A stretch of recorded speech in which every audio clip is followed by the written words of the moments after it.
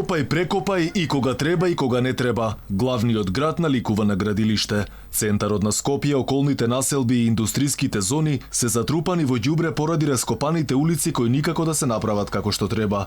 Граѓаните нервозни, возачите збунети и револтирани. Се жала дека ги искршиле колите. Вела дека ова не личело на ништо и прашуваат кој ќе им ја покрие штетата. Сега идам во сервис затоа што ги кршам од овие патишта. Сега идам овде во сервис.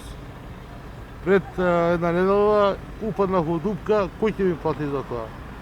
Цела предница, све. Возилата катастрофа?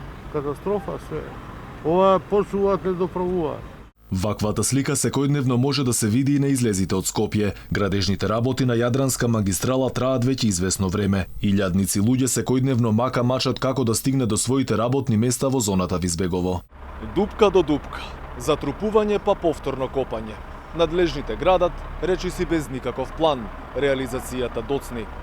Бизнисите и граѓаните чекаат нова инфраструктура, но ако се суди според сегашната динамика, тешко дека тоа наредниот период би се реализирало.